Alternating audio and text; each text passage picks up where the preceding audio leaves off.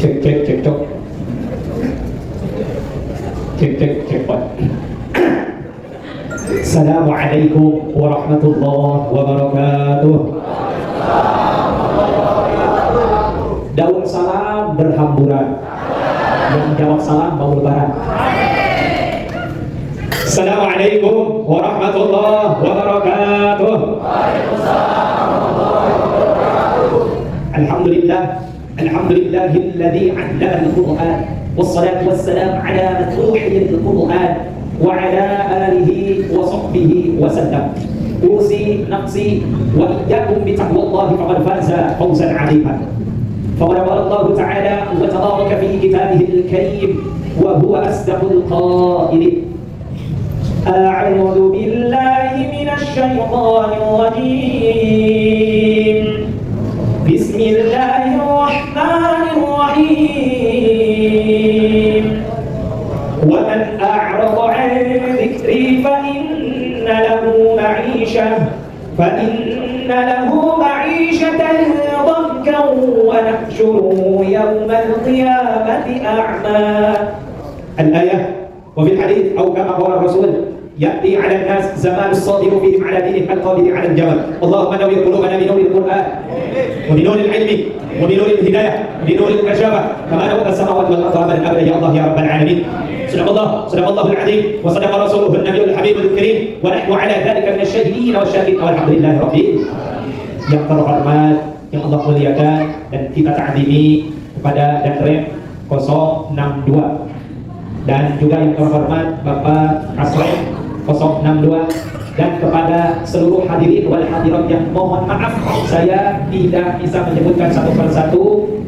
Yang terhormat semuanya Bapak Kepala maupun yang tidak ada kepala, tidak mengurangi sedikit pun rasa hormat saya dan rasa ta'zim saya kepada bapak-bapak dan ibu-ibu hadirin semuanya yang hadir pada malam hari ini. Mudah-mudahan Allah menurunkan dan pasti Allah menurunkan curahan rahmat dan hidayahnya kepada kita semua. Ungkapan kata yang paling utama bukanlah kata-kata cinta yang berawal dari mata turun ke hati menusuk ke rasa. Bukan kata-kata inspirasi, bukan kata-kata manis yang membuat kita optimis walaupun keadaan dompet tipis. Tapi ungkapan kata yang paling utama yaitu adalah kita mengucapkan rasa penghambaan kita kepada Allah Subhanahu wa ta'ala dengan sama-sama kita mengucapkan alhamdulillahi rabbil alamin. Maka kita telah disebut setengahnya dari bersyukur jikalau kita dalam every moment, setiap momentum kita mengucapkan alhamdulillah. Ketika kita diberikan rezeki yang banyak oleh Allah, maka ucapkan alhamdulillah. Kita diangkat derajat, jabatan kita tinggi, ucapkan jabatan kita gak naik-naik, ucapkan astagfirullah. Bunda suami sakit, ucapkan apa dokter. Maka mudah-mudahan yang hadir pada malam hari ini senantiasa dijadikan hamba Allah yang senantiasa bersyukur kepadanya. Amin amin ya Allah ya rabbal alamin. Salawat dan salam semoga selalu tercurah limpahkan kepada baginda Nabi Muhammad sallallahu alaihi wasallam. Tak lupa kepada keluarganya, kepada para sahabatnya, kepada tabi'in, atba' tabi'in yang insyaallah kita termasuk di dalamnya. Amin amin ya Allah ya Rabbal. Alhamdulillah pada malam ini sungguh ini adalah kehormatan bagi saya bisa hadir di tengah-tengah bapak-bapak dan ibu-ibu. Sebetulnya sekarang ini ada acara di Bekasi sama di Jakarta. Dan saya bersyukur Allah memberikan usia dan rezeki saya bisa hadirnya di sini. Karena acara yang di Jakarta sama di Bekasi saya nggak diundang.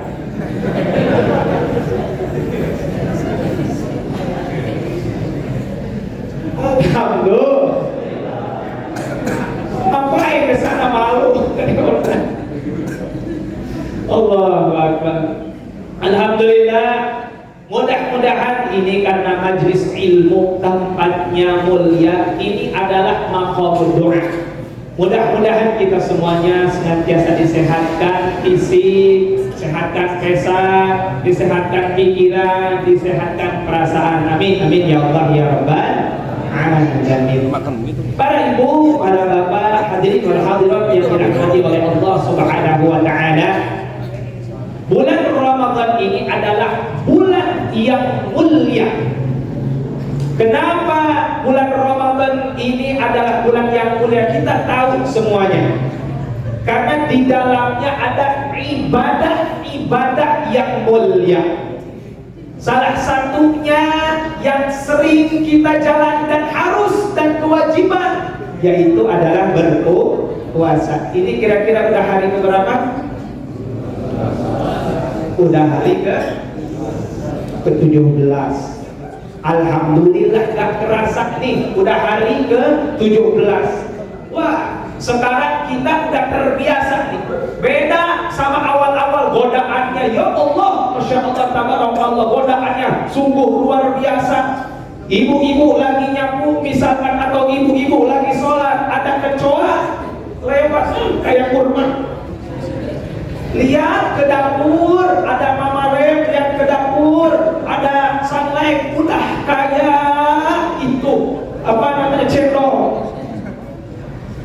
Ada lihat misalkan di sosmed, lihat empang yang airnya keruh, udah kayak kolak. Tapi alhamdulillah sekarang mah itu udah hilang, insya Allah. Maka kenapa bulan Ramadan ini disebut mulia juga? Nah, ini malam hari ini temanya adalah nuzulul Quran, dan ayatnya tadi yang telah dibacakan oleh Bunda kita bersama. Syahrul Ramadan alladzi unzila fihi al-Quran. Bahwasanya di bulan Ramadan ini adalah diturunkannya Al-Quran. Jadi Al-Quran ini Allah turunkan dulu ke Lauhul Mahfuz. Ini gak ada yang tahu satupun makhluk Allah Subhanahu wa ta'ala, hanya Allah yang tahu. Setelah dari Lauhul Mahfuz, Allah turunkan lagi ke sama'id dunia, ke langit-langit dunia. Kita tahu nih, langit ini ada tingkatan ya kan? Ada langit pertama sampai ke 7. Nah, Al-Quran ini diturunkan lagi dari Lauhil Mahfuz ke sama'id dunia, atau disebut Baitul Izzah. Apa? Baitul Izzah. Diturunkannya secara menyeluruh, semuanya 30 juz. Lalu dari Baitul Izzah atau Baitul Izzah, Allah wahyukan kepada junjungan kita, uswah kita, kepada baginda Nabi Muhammad sallallahu alaihi wasallam. Ini beransur-ansur, enggak langsung semuanya, jadi sesuai kebutuhan. Nah, ini lalu tanggalnya kapan, harinya kapan, ini berbeda-beda. Tapi yang lebih penting dari pelajaran itu, hikmahnya adalah apa sih fungsi Al-Quran diturunkan. Itu dulu yang pertama. Kemudian, siapa sih mereka yang menjadi sahabat Quran? Siapa sih? Apa sih keutamaan kita dekat sama Quran? Ini akan kita bahas insya Allah 3 jam ke depan. Insya siap, kira-kira siap? Bapak-bapak siap, saya nggak siap. Nah, diturunkan Al-Quran oleh Allah Subhanahu wa ta'ala di tengah-tengah kita. Bapak-bapak, ibu-ibu yang dirahmati oleh Allah, akan tetapi ini dibagi menjadi 3 golongan nih yang menerima diturunkannya Al-Quran. Ini ada di surah Fatir ayat 32.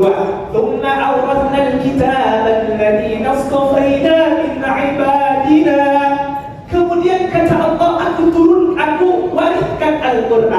Lihat, di sini Allah bukan memakai kata u'ti atau aku berikan. Di sini Allah tidak memakai kata aku hadiahkan. Nah, kira-kira nih kita ini aja, kita ngobrol, jawab yang kompak. Kira-kira nih kita dikasih sesuatu sama orang, sama diwariskan sesuatu oleh orang tua kita. Kira-kira kita lebih sayangan yang mana? Lebih sayang warisan. Seperti cintanya bapak-bapak TNI terhadap warisan para pahlawan-pahlawan kita. Dan para TNI ini menjaga Indonesia dengan sangat luar biasa. Tapi seperti itu pasti kalau yang namanya warisan, wah, itu adalah sesuatu yang urgent, yang harus kita jaga, yang harus kita rawat. Maka di sini lihat Allah, "Tsumma awrasna al-kitaba alladziina istafaina." Aku wariskan Al-Qur'an kepada hamba-hambaku. Tapi kita lihat di sini ada 3 golongan yang menerima warisan ini. Tanggapannya, responnya ada 3. Yang pertama, wa min faminhum zalimun li nafsi. Yang pertama adalah mereka yang menzalimi dirinya sendiri atas Al-Qur'an.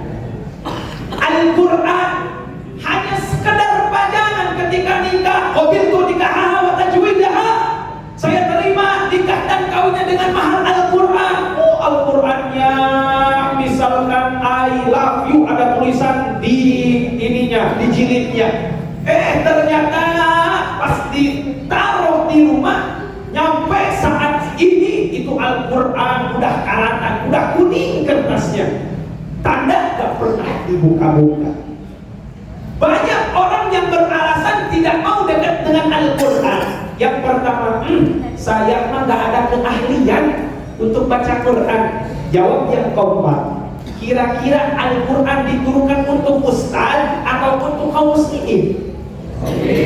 Kira-kira Al-Qur'an diturunkan untuk para ulama atau untuk para mukminin? Kira-kira Al-Qur'an diturunkan untuk para nabi atau untuk umat Islam? Untuk umat Islam. Nah, maka tidak ada alasan lagi untuk kita nanti aku mah gak ada keahlian dalam membaca Al-Qur'an. Karena kenapa? Lihat hikmah daripada kita. Yang pertama, membaca Al-Qur'an, kata Allah Subhanahu wa taala yang disampaikan oleh baginda Nabi Muhammad SAW di dalam kitab At-Tibyan fi Hamalati Adabil Qur'an. Walaupun terbata-bata wa yata'ta'u bihi, walaupun terbata-bata alif lam mim alama kadang-kadang bacanya, maka Allah akan turunkan 2 kebaikan. Yang pertama, kebaikan dia terbata-bata. Yang kedua, yaitu kebaikan dia membaca Al-Qur'an. Dan dari kedua kebaikan ini Allah lipat gandakan semuanya. Alhamdulillah. Tapi ada orang juga yang ngomong gini, percuma baca Quran, percuma kita hafal Quran kalau gak diamalkan mah. Hello. Nah, untuk orang-orang yang ngomong seperti itu atau ada perasaan seperti itu, begini, kira-kira kalau kita nggak tahu sesuatu itu, apakah mungkin kita akan bisa mengamalkannya? Tidak mungkin, karena deskripsi atau bagaimana definisi untuk kita mempelajari Al-Quran itu adalah yang pertama yaitu membaca, yang kedua tahu makna, yang ketiga mengamalkan. Jadi gak ada istilah mengamalkan baru membaca. Ini golongan yang pertama, jauh daripada Al-Quran, gak mau membaca, gak mau mendengar.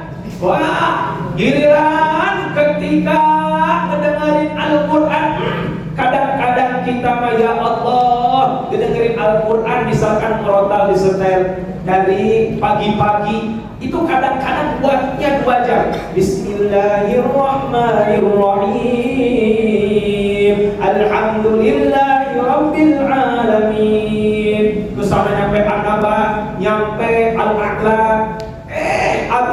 begitu diganti channelnya. Wanci murid Surya Dek pamit. Wah, giliran kedengerin selain Quran, wah mantap telinganya, cocok di telinganya itu.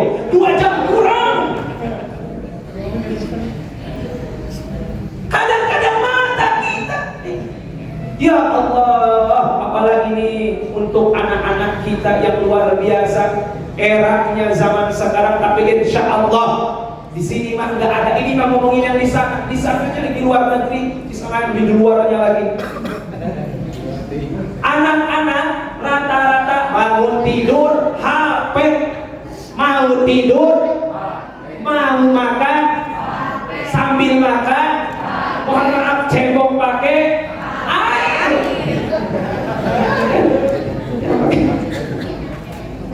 Ini anak-anak kita biasakan membaca Al-Quran, biasakan mendengar Al-Quran. Ini golongan pertama, gak mau baca, gak mau dengerin. Tapi kadang-kadang dia berpendapat yang penting mengamalkan. Nanti kita bahas. Kemudian yang kedua, yang menerima Al-Quran, wa minhum muqtasid, yaitu golongan pertengahan. Kadang dia baca, kadang enggak, tergantung keadaan. Biasanya kalau dia diangkat derajatnya oleh Allah Subhanahu wa taala, ketika materinya Allah penuhi kebutuhannya, Allah penuhi hajatnya, Allah kabulkan. Pokoknya dia diangkat materi semuanya, kadang-kadang lupa ke Allah Subhanahu wa taala. Betul apa betul? Kadang-kadang lupa, dikasih jabatan, dikasih harta, dikasih titipan, itu semuanya adalah milik Allah dan harus dikembalikan kepada Allah. Tapi terkadang ada rasa di dalam diri kita, ini mah berkat usaha gue. Maka kadang-kadang ketika kita di atas, jauh daripada Al-Quran. Tapi ketika Allah uji dengan perasaan, ujian dari anaknya, ujian dari keluarga, ujian dari tempat kerja, ujian di kantor, dimanapun. Kadang-kadang ke Allah, ya Allah, buka Quran pun belum juga Quran dibuka, baru jilidnya dong yuk. Ya Allah, udah gemeteran, udah senang banget. Kadang-kadang kita ketika dibawa, ketika dipuji, mau dibaca Al-Qurannya itu, tapi gak apa-apa, bagus. Ini golongan yang kedua, setengah-setengah. Kadang baca, kadang enggak, kadang dengerin, kadang enggak, kadang mau ngamalin, kadang enggak. Ini golongan yang kedua, lebih baik daripada golongan yang pertama, mendustakan atau menzalimi dirinya sendiri dengan dia jauh daripada Al-Quran. Kemudian yang terakhir kata Allah, wa minhum sabiqun bil khairati biiznillah.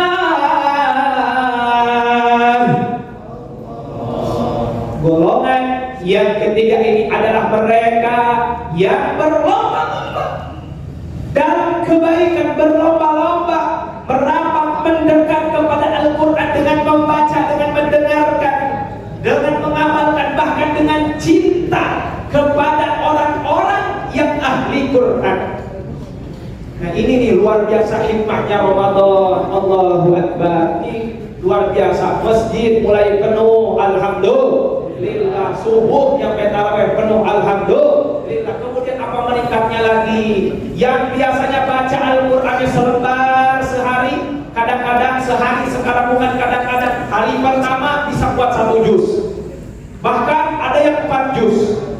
Tapi awas, jangan hari pertama 4 juz, hari kedua 3 juz, hari ketiga 2 juz, hari keempat 1 juz.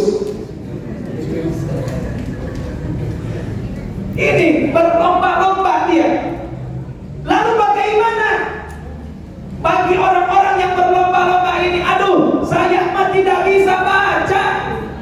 Maka yang namanya baca itu bukan hanya dengan mata. Tadi minimal dengar. Karena Al-Quran ini kita baca dapat pahala, kita dengar dapat pahala. Apalagi kita amalkan, luar biasa itu pahalanya dari Allah Subhanahu wa ta'ala. Maka daripada itu Allah Subhanahu wa ta'ala pernah berfirman, inna fil ardi, sesungguhnya inna fil ardi ahlullah, sesungguhnya di bumi Allah ini ada keluarganya Allah Subhanahu wa ta'ala. Kira-kira nih, kita pengen gak jadi keluarganya Allah Subhanahu wa ta'ala?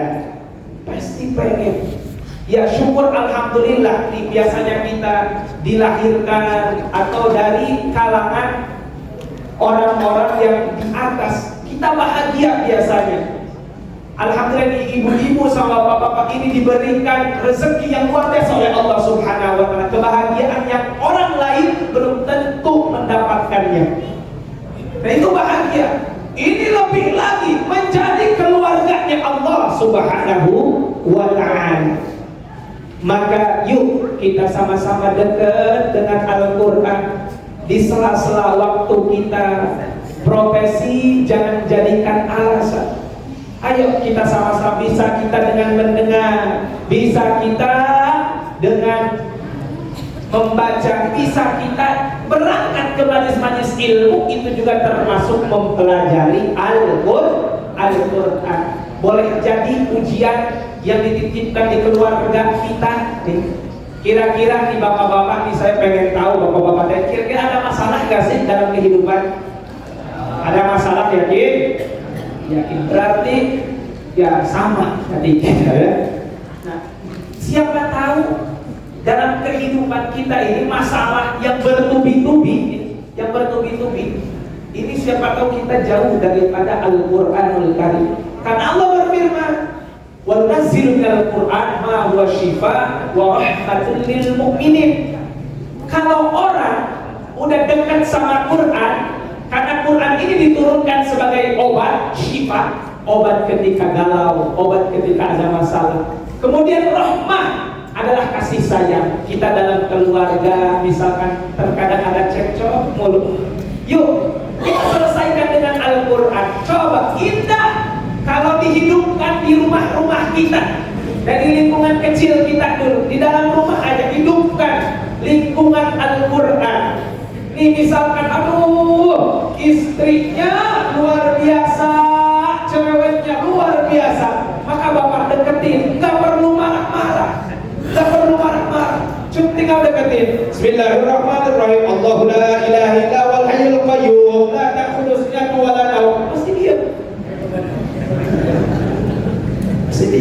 Sama ibu juga gitu, misalkan suaminya ada keselin dikit, misalkan bu, misalkan susah atau gimana, bacain aja Yasin wal Qur'anil Hakim, tekan tenteram itu rumah. Maka kata Allah, baiti jannati, rumahku surgaku. Yang disebut rumahku surgaku, yang di dalamnya dihidupkan nilai-nilai Al-Quranul Karim.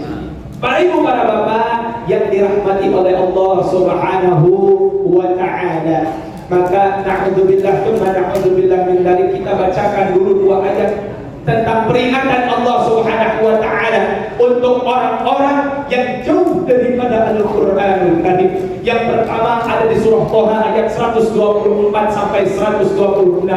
Allah berfirman, "Wa man a'rada 'an dzikri fa inna lahu ma'ishatan dhankan wa nahsyuruhu yawmal qiyamati a'ma.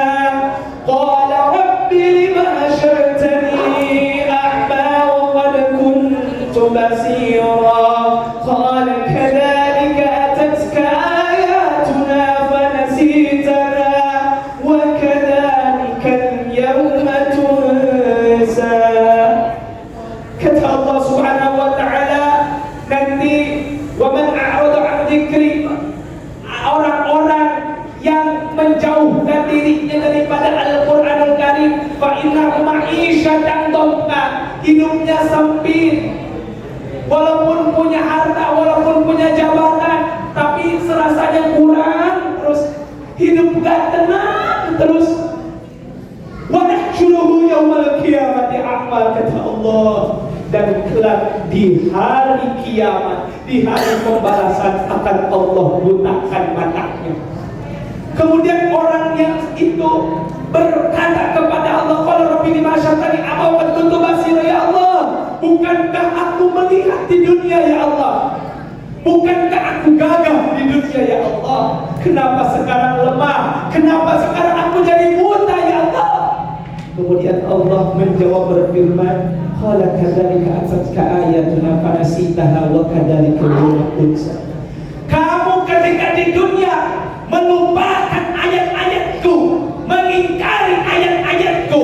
Kamu muslim, kamu mukmin, tahu kitabmu Al-Quran, tapi kamu jauh daripada Al-Quran, kamu melupakan Al-Quran. Maka kata Allah, hari ini aku lupakan kamu. Na'udzubillah, tsumma na'udzubillahi min dzalik. Maka mudah-mudahan para ibu, para bapak, kita semuanya menjadi ahlul Quran. Amin, amin ya Allah ya Rabbal alamin. Ahli Quran bukan dia yang 30 juz, bukan dia yang hafal 3 Quran, Quran Madinah, Quran Indonesia, Quran Mekah. Tapi ahli Quran itu bukan siapa yang bisa, tapi siapa yang mau. Sekali lagi, ahli Quran itu bukan siapa yang bisa, tapi siapa yang mau. Karena orang yang bisa belum tentu dekat dengan Al-Quran, tapi orang yang mau, walaupun dia masih terbata-bata, termehek-mehek ya, untuk dekat dengan Al-Qurannya, dia akan bersahabat dengan Al-Quranul Karim. Amin, amin ya Allah ya Rabbal alamin. Maka yang terakhir, mudah-mudahan kalau kita jadi ahli Quran, kita ini semuanya pasti yang namanya meninggal dunia. Betul? Betul. Gak tahu Pak yang namanya umur, ya. Gak menentukan siapa yang tua, ya, siapa yang muda. Banyak orang habis taraweh, ketika nuzulul Quran ngedengerin ceramah, meninggal. Banyak orang yang lagi ketawa meninggal, keluar dari masjid meninggal. Gak tahu, sama kita semuanya. Boleh jadi nih keluar kita dari masjid, bapak sama ibu mendahului saya, atau sebaliknya, bapak ibu setelah saya. Kalau ahli Quran ini gak akan takut mati. Kenapa? Syafi'an li ashabihi, untuk orang-orang yang dekat dengan Al-Quran. Al-Quran ini akan menjadi syafaat, akan menjadi pelindung. Seperti bapak-bapak melindungi negara tercinta ini, nanti bapak akan dilindungi sama ibu, sama keluarga, sama kita semuanya dilindungi oleh Al-Quranul Karim. Amin, amin ya Allah ya Rabbal alamin. Mungkin hanya inilah yang dapat saya sampaikan. Sebetulnya masih banyak, tapi biar diundang lagi. Ada wa'alaikum ajma'in. Mohon maaf atas segala kesalahan dari ucapan, dari tingkah dan kelakuan saya, kirang adab, kirang akhlak, mohon maaf. Kira-kira semuanya dimaafkan? Alhamdulillahirabbil alamin. Kalau dosa bapak, ibu ke saya, insyaallah gampang saya maafkan juga. Tapi insyaallah kita semuanya dipertemukan dengan cinta, dan kita juga nanti akan dipertemukan dengan cinta, tapi di tempat yang berbeda, bukan di dunia tapi di surga. Assalamualaikum warahmatullahi wabarakatuh.